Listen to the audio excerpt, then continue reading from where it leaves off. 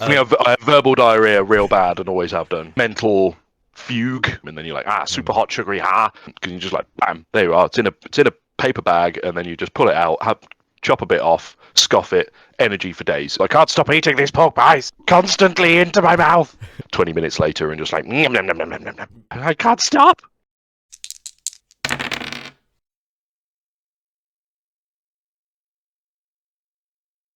So Bart, good morning.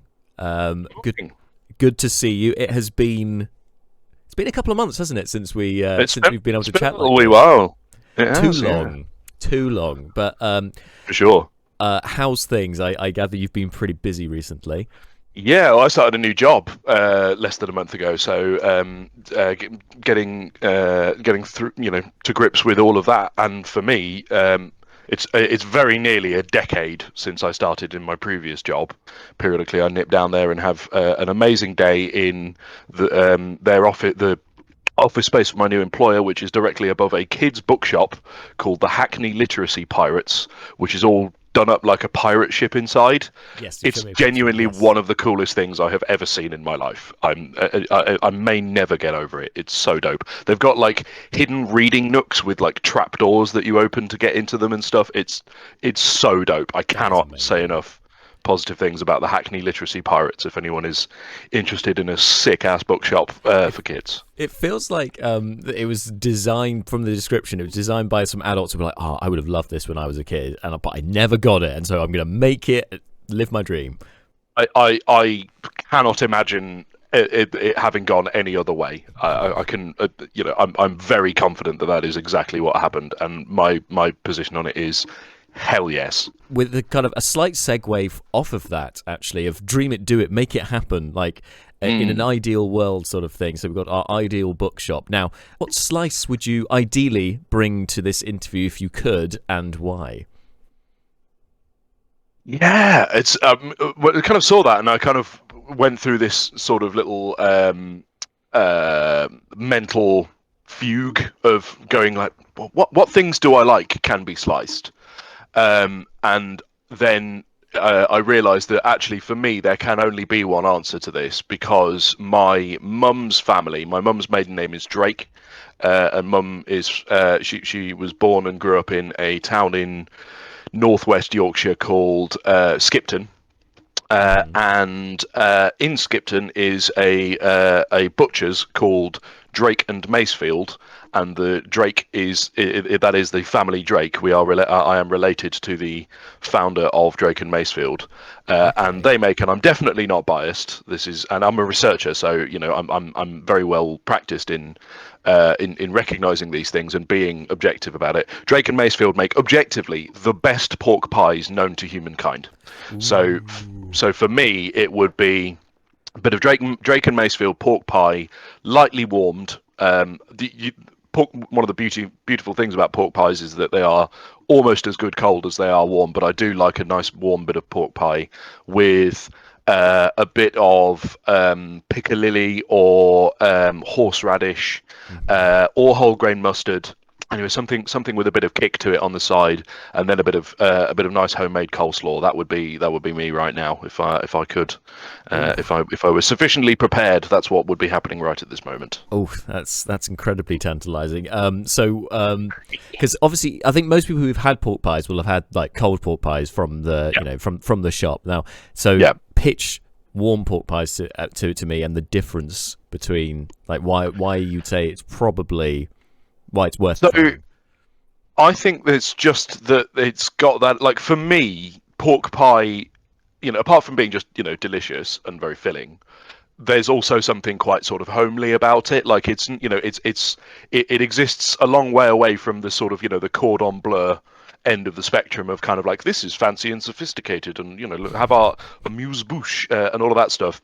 I'm a big fan of that culinary mode, but I also do like a nice homely bit of just like, oh, this is just what I need. Like hangover food, right? For example, would be, if you're grappling with a hangover, then you want something that's you can just scoff, and pork pies for me, definitely fulfill that mode. And I think for me, having them warm sort of amplifies it a bit. It also makes them a bit easier to cut into, which is good. They're a bit less resistant when if you've got a whole pork pie and you're like, man, this is a chunky beast, but I don't know that I want the whole thing. If it's a bit warmer, then it's easier to turn it into a slice. So that's good. I then also, if I'm having it with coleslaw, and I do love having a pork pie with a bit of coleslaw. I always enjoy when you get like a hot thing with a cold thing. So when I'm having like desserts, my favorite desserts are things like apple crumble or sticky toffee pudding, and I have them with vanilla ice cream. And then you're like, super hot, sugary, but then also the coldness of the ice cream, and there's a little bit of that same sort of juxtaposition that you get with a warm pork pie and a bit of coleslaw. Yeah, no, it's just it's nice. I mean, I eat pork pies cold aplenty because I'm a big hiker, and a pork pie is an excellent hiking food bit, because you just like, bam, there you are. It's in a paper bag, and then you just pull it out, chop a bit off, scoff it, energy for days. But yeah, if I'm at home and just kind of like, man, I just really want to snack on a pork pie, then yeah, I'll usually warm it up a little bit. My parents used to have an Aga in their kitchen in their house in the Lake District, and it was frankly more trouble than it was worth overall, but there's something really satisfying about wanging a couple of pork pies on a little ceramic tray, sticking it in the Aga, pulling it out 20 minutes later, and just like, nom, nom, nom, nom, nom, nom, nom. So good. Have you ever one thing that I have done when I was a kid, definitely was a child, I definitely wasn't an adult when this happened, but the classic eyes bigger than the stomach, and I think I got like a family-sized pork pie. And family-sized pork pie, and I wowzers! I couldn't get halfway through it. It was ridiculous. I have absolutely, definitely bitten off in every conceivable sense of the phrase more than I can chew in the past. I don't think I've ever done it specifically with a pork pie. I think the thing is, like, when I get pork pies like round here, where I actually live, I don't normally, like, I do tend to get them from supermarkets. I don't get them fresh from a butcher's. When I'm up visiting my parents in Cumbria, there's a butcher's near there. They live quite near a town called Appleby, which is quite famous because there's a horse fair there every year where, like, Gypsy Roma Irish travellers all like convene on the town and have a big horse buying and selling convention, and also it's a big sort of social event. And the Appleby, there's a butcher's there that does really chunky pork pies, but usually if I'm having a pork pie, I've bought it from Sainsbury's as part of a little multi-pack thing, and then the problem just becomes, I can't stop eating these pork pies. Just constantly into my mouth. Yeah, they're so conveniently sized. Quite gone that far. I can't stop.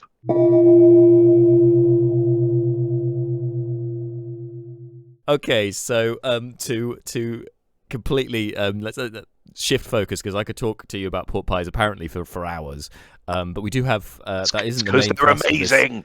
Yeah, they are. Sure, amazing. Yeah. Let's talk about TTRPGs. Let's do it. How did you first get into TTRPGs? Like, how old were you? What was your first experience?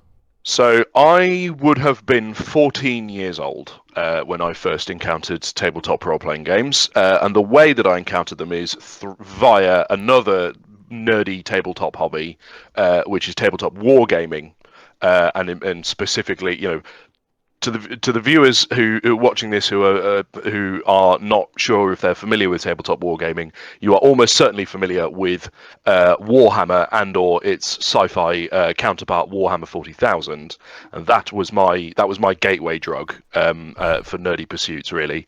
A guy before I was 14, before I was even 10, like kind of late in primary school, one of my schoolmates had discovered Warhammer and was kind of like, was acting as the emissary for the rest of us and sort of talking about it. And we were all rubbish at it because we were too young and we didn't have anyone to properly teach us about it and how it worked. And, and as with many like primary school playground fads, there was like a month where we were all like so into it, and then moved on to the next, pogs or yo-yos or whatever the next thing in the sequence was. But actually, for me, there some fascination remained, and I kind of ended up going on the back burner for a bit. But then a few years later, I randomly went past a Games Workshop, and kind of went, oh yeah, Warhammer, that was cool, and then wandered in and got chatting with one of the with a staff member in there, and saying like, I'm interested to know a bit more, and he kind of like talked me through it all, and that spawned that conversation spawned over a decade of me playing an enormous amount of Warhammer 40,000, and a bunch of spin-off games, Battlefleet Gothic, Blood Bowl, Necromunda, and many more of these things besides, and then a few others that weren't made by Games Workshop, but they really do dominate the space. So a lot of that. But I was playing Warhammer with a kind of a local group of nerds in Coventry, which is where I grew up, and one of them, a guy called so his name was not Dave, but everyone called him Dave because he hated his actual name and insisted on being called Dave. But there were like 9 Daves in our like nerd group. Wow. And they all had to be like differentiated. So there was Medium Dave, but there was Big Dave, there was Medium Dave, there was Skinny Dave, and I can't remember all of them. But the one I do remember is this guy whose name was not Dave, because we all called him Undave because he isn't Dave. In the same, not alive, not dead, undead, not Dave, not Dave, Undave. And he invited, he was, we were chatting, and he kind of went, he had started running or was planning to start, I should say, actually, a campaign of Warhammer Fantasy Roleplay Second Edition, which is the tabletop role-playing equivalent for War, set in the fantasy world of Warhammer. At the time, there were no official 40k role-playing settings. Since then, Dark Heresy, Rogue Trader, and a bunch more besides have been released. But at the time, it was Warhammer Fantasy or bust. And I played Warhammer Fantasy and liked it.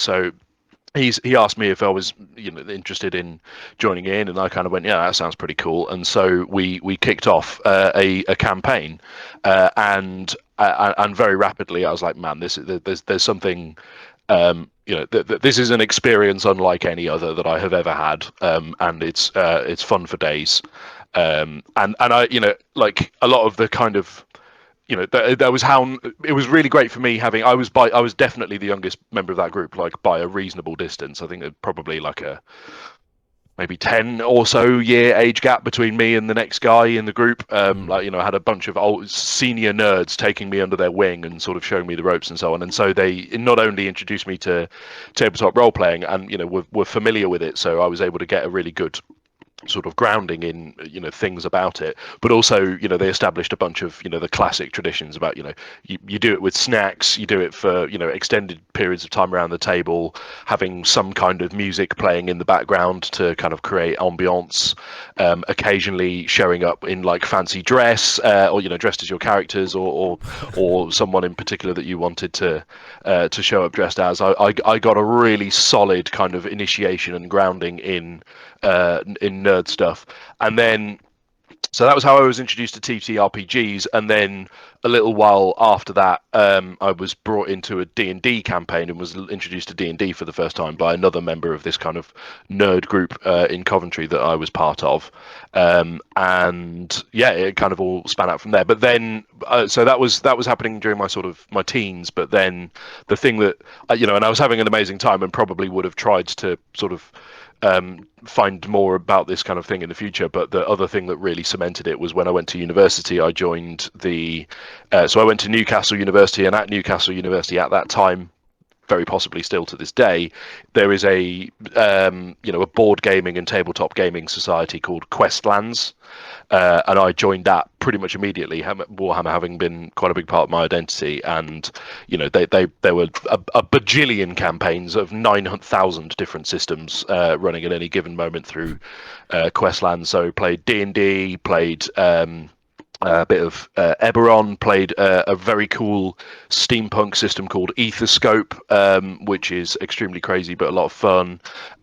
Played I can never remember the name of it, but it came across this really bizarre post-apocalyptic role-playing setting that uses D&D the 3.5 as its sort of like rules starting point. But the playable because the idea is that it's set in the aftermath of a nuclear apocalypse.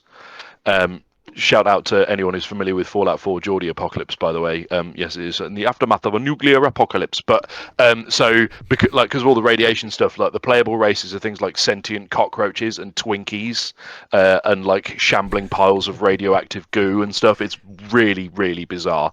Can't remember what it's called. But anyway, so I got kind of, I was mainlining different types of role playing through that, and that I think, if I hadn't had that as well, there's a good chance I would have continued to be interested in tabletop role playing, but other interests that I acquired at university might have maybe kind of shoved it to the side a bit more, but because I kind of really doubled down on it at university, along with other stuff, like I was part of the Rock and Heavy Metal Society at university and joined their exec committee, and there was a fair bit of overlap between those groups because it turns out metalers and nerds are quite kind of often kindred spirits, not always, but a lot of the time. There's quite a large Venn diagram sort of crossover, isn't for sure there? Absolutely there is. So there's a good chance I would have encountered it another way, but like I was getting this like I say, kind of deep dip in nerdery, and I've brought it with me ever since, and have gradually expanded social circles through it, which I'm extremely grateful for, and also have brought other friends into the fold and kind of one of us. So brought them exactly added their exactly added their distinctiveness to my collective. So yeah, that was my kind of role playing journey, which I guess if you like from start to finish, that's certainly over 20-year time span if you count the Warhammer period. So it would be 20 years since I first encountered a tabletop role-playing game.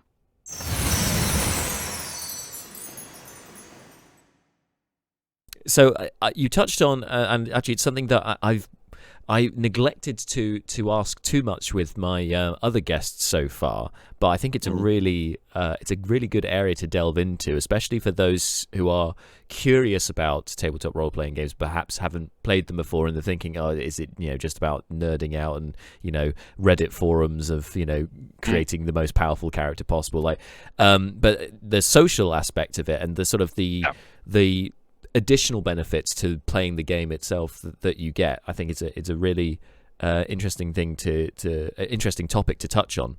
And you said yeah, how did you find that your experience through TTRPGs has influenced sort of other aspects of your life, like you said, expanded social circles, for instance? What can you speak more to that?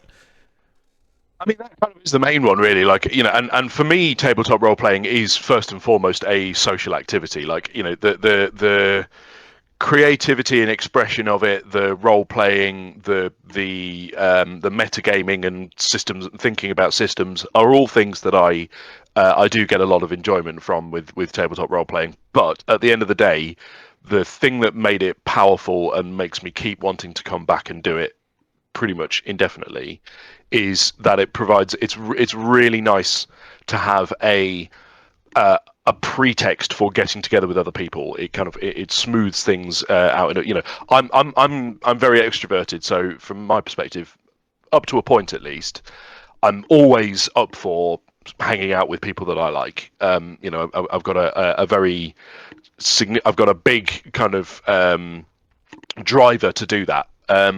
But if you just kind of like, okay, let's all just go and be around each other and talk about our lives and stuff, it can be, especially if a lot of your friends are nerds, who in my experience do tend to be a bit more on the introversion side, that's a bit sort of like exposing and a bit full on and high intensity and pressure. So it's not necessarily always the best way to handle a social gathering. But if you've got a pretext for being there, board gaming would be another classic example of this kind of thing, and there's many more besides. But having some kind of pretext for engaging in it is really helpful. And the other thing for me is that like the collaborative atmosphere that you normally, I won't say always, but normally get around a role playing table. has a particularly lovely dynamic to it, because you're like, there's a little element of competition often, because everyone's kind of like trying to spot their opportunity to do something cool, or set up a funny gag, or um, you know uh, just throw a chaos spanner directly into the heart of the clockwork, or whatever it is. So there is a little bit of a competitive element, but it's not a zero sum competitive element. What you're competing for is to bring joy to the rest of the group, not to beat other people, which is one problem with Warhammer, and things like Magic the Gathering in card games, is that you are fundamentally there to try and defeat, and one of you is going to be a winner, and one or more of the rest are not going to be winners, which is a little bit more tricky as a social dynamic. But with tabletop role playing, that's not an issue at all, because the people you're in competition with are these imaginary folk that your games master has conjured up for you. So that's really cool and satisfying, and I get a lot out of that. And then also, I think that the one other thing I'd say about what I get out of TTRPGs, other than the kind of the direct stuff, is that the role playing itself. I mean, you're an actor. I need no telling about this, but it is definitely good to develop muscle memory around, like, going into a role and exploring a space in it, and so on. And for me, there's something particularly interesting and helpful about that. And actually, occasionally, it's something I sort of, in a very roundabout way, where I kind of mutate it a lot. It's actually something I kind of also get use of in my job, because one of the things that I do in my job is do training for people. I run professional development sessions for teachers and other people who work in education, and being like having patter is quite useful. Like, what the last thing that I ever want when I'm doing that is to be just reciting a dry, dull list of things to people that here's some information you need to have. Congratulations, you now have the information. We're done here. My absolute nightmare. I avoid at all costs operating in that way. I always try to bring it to life to people. I try to make them see stuff from different angles, and I do think that role playing, and actually in particular DMing, because the DMing is where the performative aspect, the performance aspect of the process, I think, is most kind of near the surface. Right. That gives I'm able to get a lot of, like, juice and also, like I say, muscle memory out of that process, and kind of redeploy that in a different context. So like I would say that zooming out at the sort of maximum level, I think the thing that you get out of tabletop role playing is just an insane amount of experience of interacting with people in unusual contexts, and there's a lot of value to that. Like, the first time you do something is tough and scary, and there's a good chance that you're going to have some missteps, and so building up a body of expertise, even if it's drawn from entirely imaginary fake things, that in stories that you're telling with friends, it's still experience, it still works, and it still helps you kind of anchor onto that stuff, even if you're not like, to be clear, I'm never like doing a training session and going, this is like the time that we encountered a bugbear. It's not like, it's not an explicit connection, but I definitely do think, I definitely think that there is like a melding, a merging of kind of processes and experiences that comes out of that, which is very cool and very helpful. So yeah, like social expertise and experience, in a good, well organized campaign with good people who are trying to get the right things out of it. The less positive version of that, I guess, and I've had this happen a little bit, but I've been very fortunate to have it happen only a little. You also can sometimes end up getting experience of dealing with really unreasonable and difficult and problematic people, which is less fun, but actually still quite useful to acquire experience of. But it does, it compromises the role playing experience a fair bit, but still handy. Yeah, dealing with sort of difficult conversations is a skill in itself. So it's an important skill for sure. Yeah. In life, in professionally and just in your life. Indeed.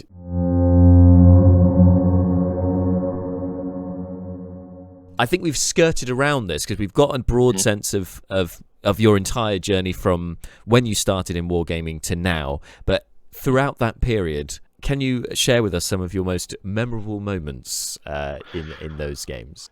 The thing about this, I was thinking about this a bit. One of the best ones isn't actually a moment I wasn't actually at the table for, but heard about, because I played in a campaign that was DM'd by a very good friend of mine, a guy called Dan Case, and he came up with this homebrew setting and a concept for a D&D campaign, and then found himself in a position where a whole bunch of different people wanted to try it out, and he wanted to run it. This was his first ever time DMing, by the way.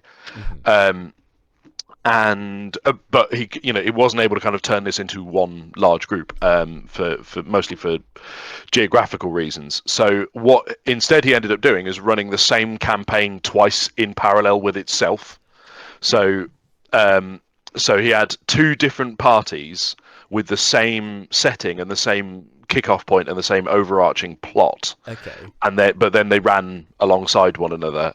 It's and he's doing it again now. Actually, he's just kicked off another campaign in a different homebrew setting, and again he's running it concurrently for two separate groups. It's not like a policy he has; it's just how it's tended to work out. But it is kind of funny to me. Anyway, so in the context of this campaign, the kind of the big bad was I can't I'm afraid I can't remember the names. It's been a few years now, but the big bad was a wizard who wanted to bring back. Actually, do you know? Funnily enough, I think you might find this. You might be going, this is copyright infringement, because it is a wizard trying to bring back an ancient and powerful dead dragon. Shameless plug. I mean, it seems like it's a trope. It is a little bit of a trope, yeah. That was the kind of the brass tacks of it. There a lot more difference and detail around the edges that made it very different to the Red Mage situation. It was much less political than what I've encountered with your incarnation of this. It was basically a necromancer rises, like it was more like something plucked from The Hobbit or Lord of the Rings, where a necromancer rocks up and starts invading with hordes of the undead, and his goal being ultimately to assemble the magic rocks and go to the right place, and boom, undead dragon rises from the grave. And the final showdown took place in this kind of the sort of dragon tomb thing, which had a big pit that went down which the actual dragon itself, its corpse, could be found. But the encounter happened at the ledge at the top. A bit of a Mount Doom scenario, right? Mm-hmm. And the way things worked out, our group, I will tell a story about our own experience with that encounter, because it's one of the most memorable moments that I have been in the room for happened there. It was a very good campaign, but in this other campaign, in the one that was running in parallel to us, the group just so happened to have acquired I think it's a ring of levitation. It's a magical item that gives you a 10 foot per round fly speed. And the kind of the deal with this final confrontation was that there was a ritual, and then a sacrificial victim would go into the pit, and their death was what triggered the return of the dragon. And in this other group, the ritual was completed, and the person went over the side down into the pit, the sacrificial victim. So it looked like the wizard was about to get what they were shooting for. And from what I've been told, and I've heard this story a fair few times now, the group's halfling, who I think was a rogue, but I might be mistaken, turned to the party barbarian and said 2 words: "Dunk me." And so the barbarian picks up this halfling, 2-hand overhead, throws them down into the pit, and they go down. They grab the sacrificial victim, activate the ring of levitation, and then very slowly fly back up out of the pit, thus preventing the ritual from succeeding, and the wizard from getting his thing. But I just love that it was just like, instead of kind of like, okay guys, I've got a plan, it's just like, dunk me, and then just boom, straight into the pit. So that's pretty good. Funnily enough, another very memorable story I have about my own role playing comes from the exact same encounter in the campaign that I was in. It's a bit more tragic, but more drenched in pathos, I guess. So I was playing a paladin in that campaign. I was playing Archibald Mulch. R.I.P. So the deal, he was a dragonborn who had been, it's a kind of a classic, orphaned as a child, and then raised by halflings. So he spoke with a broad West Country accent. It was a very sort of cheerful, cheeky chappy, really. It was a very positive outlook on life. Did Archibald, but also would go around hitting people really hard with a hammer and then divine smiting them and all that. So that was a lot of fun, and I just fairly recently leveled to the point. I can't remember what level it is, maybe 6, but anyway, the point. Oh yeah, by the way, this is a 5th edition campaign, D&D. But I'd leveled to the point where you get the paladin gets the aura that boosts everyone else's saving throws. Oh, yes. Well, your own and everyone within 10 feet of you boosts their saving throws. And in our version of this fight, it didn't maybe go quite like, in some ways it went better than the other one, but that kind of made it go worse. And so the mountain that we were in was collapsing and like huge chunks of rock falling out of the ceiling. And I had my character was basically like had gone down and been brought back up, but was on like 5 HP and 2 failed death saving throws or something. Like, it was getting really down to the wire, and all these chunks of rock are falling out of the ceiling. And there was a character stood near me, the party ranger, and the way the rolls worked out, I basically Archibald basically ate enough damage to insta kill him. Failed the saving throw, failed a dex saving throw and ate like 9d6 worth of damage or more, probably a lot. And Dan, I could see Dan, the DM, kind of going, and I he was kind of going, I don't know what, and I kind of said to him, Dan, mate, if my character dies, that's totally fine. Don't like angst about it. And I could see him kind of go, okay. He was. It sort of gave him license to go with where he could see it having to go. But as a result of the saving throw buff aura that my character had, the ranger standing next to me did pass his dexterity saving throw to not get crushed by a giant rock.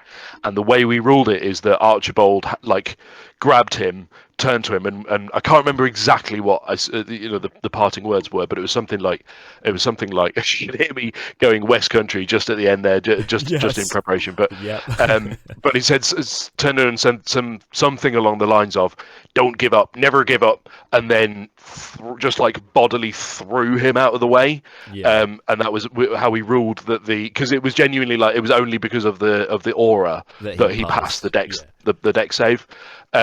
So we're all like, I won't say we were all in like tears or anything, but we were all like, oh my god, this is nuts. It was very similar to the Brolly incident, the Flesh Brolly incident in our campaign, which if you are watching this and have not seen, go back and watch it. Watch through Slice and Dice and get to the Flesh Brolly incident. Can't remember what episode number it is. It's session 14 of session Magic Hammers 14. Rituals. It's a very long time ago. God. We were in person. It was early so long ago. Shameless plug.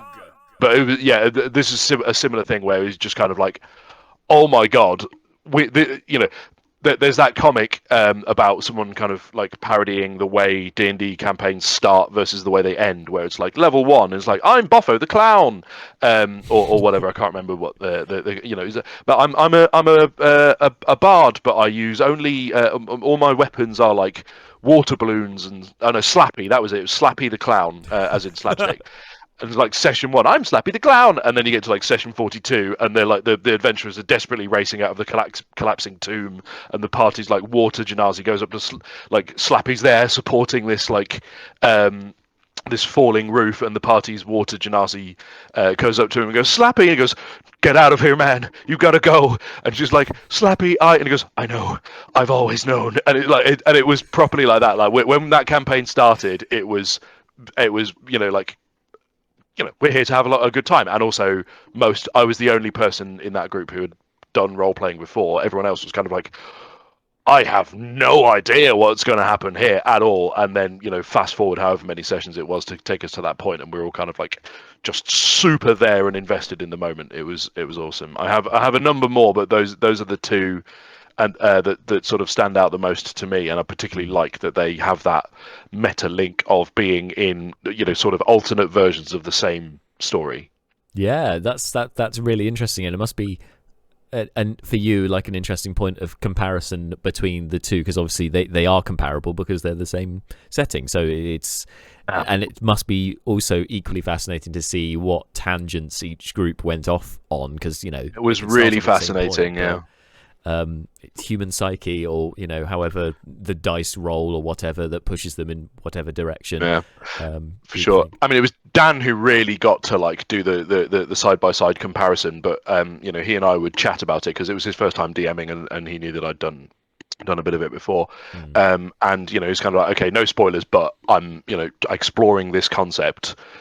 Is there anything you think I should be aware of? Are there any like pitfalls I'm setting myself up for, or anything? And I'd chat with him about it, and then he would tell me particular things that were happening in the other campaign, because there was no like the only overlap between those two campaigns was him running them. So I would get descriptions of particular things, and he would kind of, after the fact, again without kind of like giving away spoilers, although he knows I'm experienced enough not to use meta knowledge in that way, but like he would kind of go, when you guys kind of really picked up on this one clue, the other group completely breezed past it, and just went off and did their own thing.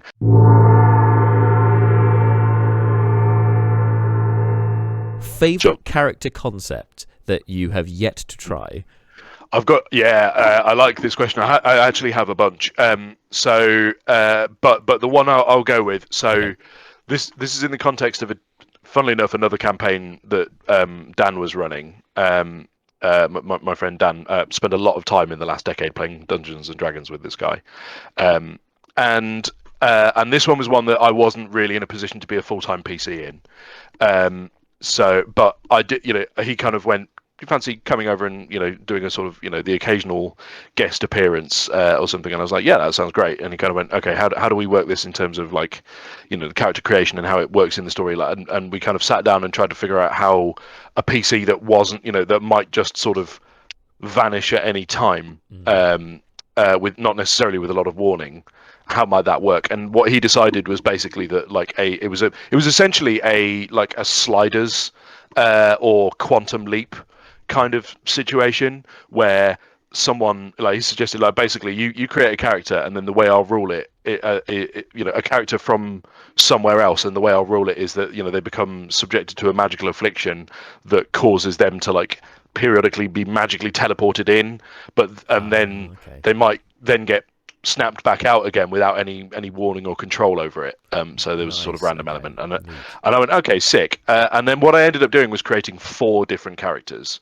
And what I did, I created another adventuring party that was off doing its own thing in parallel with the PCs of the campaign Dan was running, and would randomly pick which one of them got accidentally sort of like snapped out and dropped into the scenario. And I got to play most of them, but the character that I never got to play and really wanted to, and I almost kind of built the whole my parallel party around, and with every other character that got beamed in, I made a bunch of references to this character. The character is Boffo the Magnificent, who is a changeling wizard and an illusionist and con man. So it's kind of like a more I'm not sure if you're familiar, Jack, but some viewers may be aware of Acquisitions Incorporated, which is the actual play campaign associated with Penny Arcade, which is a webcomic, and James Krahulik, aka Gabe from Penny Arcade, has, as part of Acquisitions Incorporated, his character is Jim Dark Magic, of the New Hampshire Dark Magics. Magic missile, isn't it? Jim's magic missile. Yes. So now he's become canon, official canon in D&D. He's they released a source book that adds, but not just Jim's magic missile. But Jim's magic missile is one of them. There's another one that's really powerful. Can't remember exactly what it's called, but it basically lets you like edit someone's memory of the last couple of seconds of a conversation that you're having with them. Oh, yes, it's so powerful. Like it's outrageously powerful as a spell. Really cool. So Boffo the Magnificent was kind of a take on what he was doing there with that character, but Jim Dark Magic's focus is like, he's a raging egotist, but mainly his focus is on self-gratification and kind of having fun, living in the moment.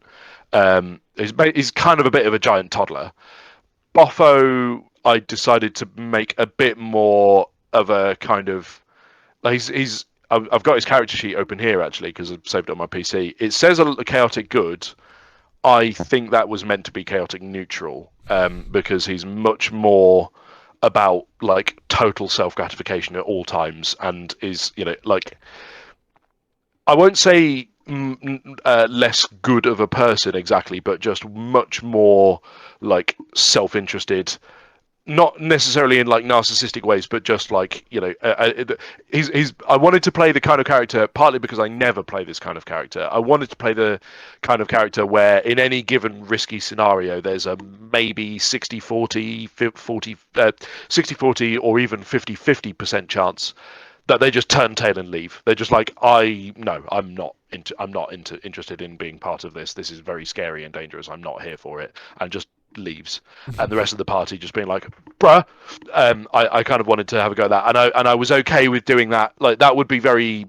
I wouldn't try and play a character like that in an ongoing campaign. I wouldn't have that be a character archetype that I was doing week in, week out from session to session.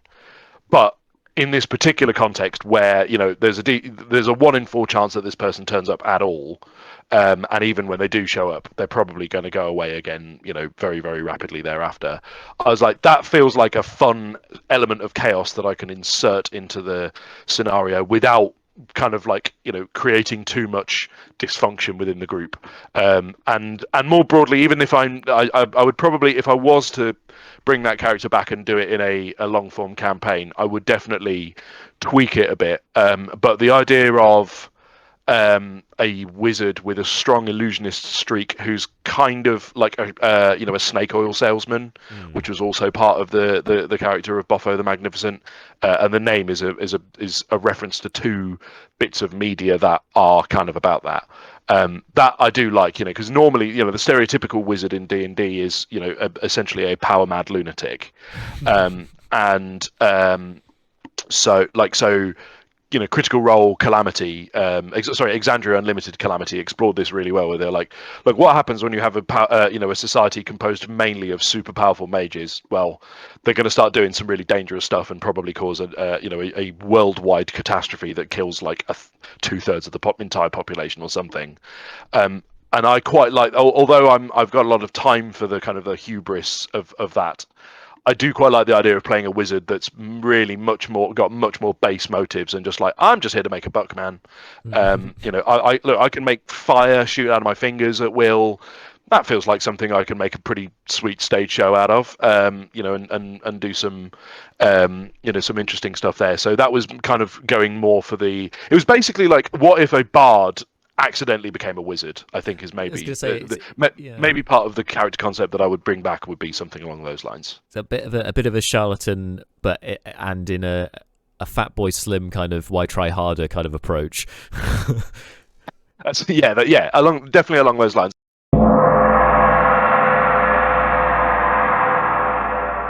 Finally, it's time for the random question chart. Yes, I've been here. You've got a D12 ready to go. Passing my D12 from hand to hand. By the way, I've repped these before, and I can't remember the brand, unfortunately. But check this dice out, yo!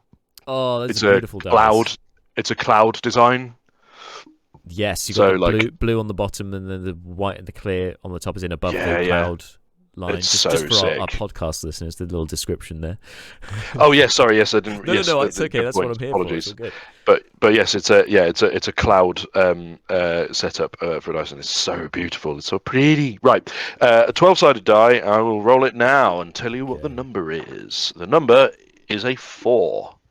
4. What's your go-to TTRPG character?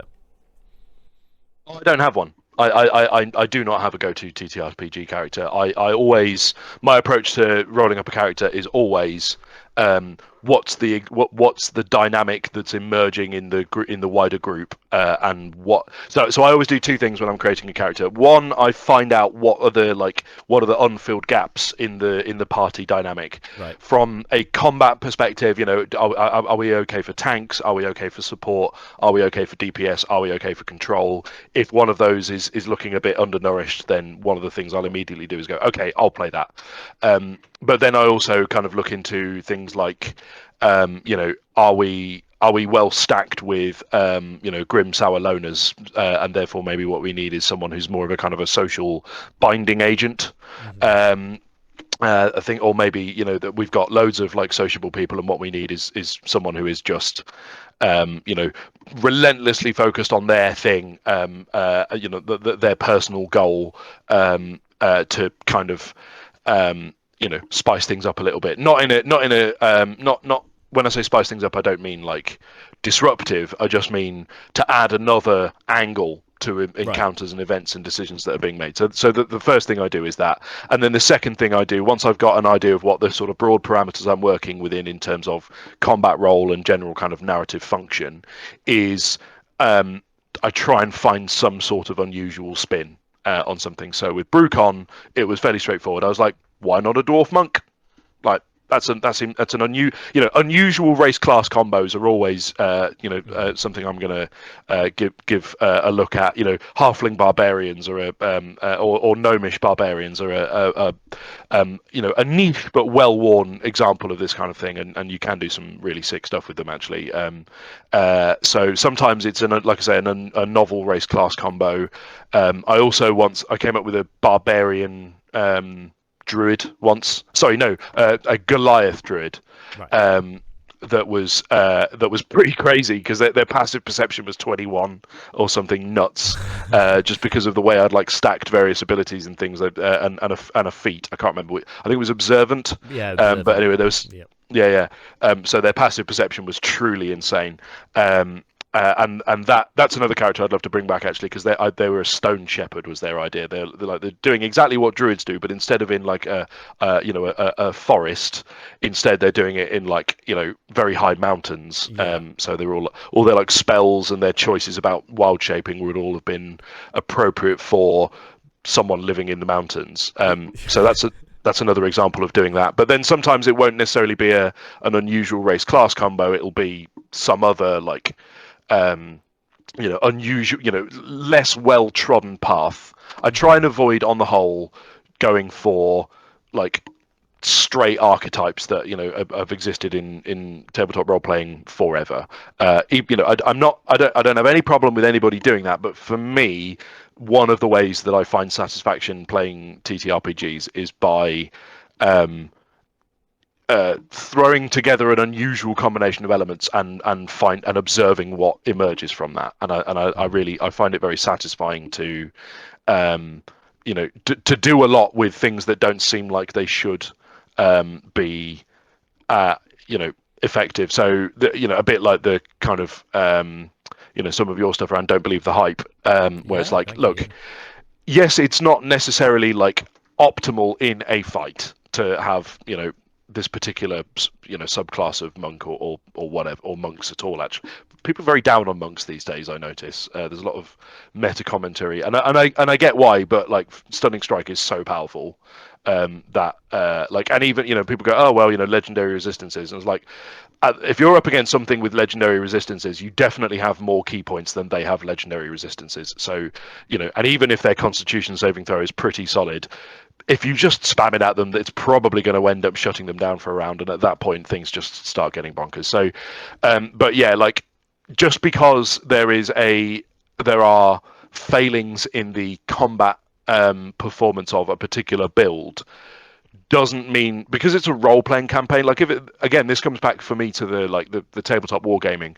I was and am much more like on board with the sort of meta reviewing and the crunch considerations and discussions in tabletop wargaming, because like I say, it's a more like, you have an objective, which is to win, but what does winning look like in D&D?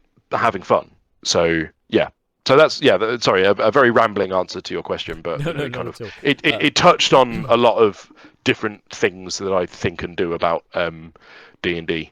So I think it's a pretty good question. No, that was a very good answer, and because actually upon asking, I was thinking, is this actually a very good question, and should we get rid of this? But actually, no. But I think your answer has convinced me that whilst I might tweak the wording of it very slightly, I think it's quite it spawns quite an interesting discussion or an interesting viewpoint from you. So thank you for that. That's great.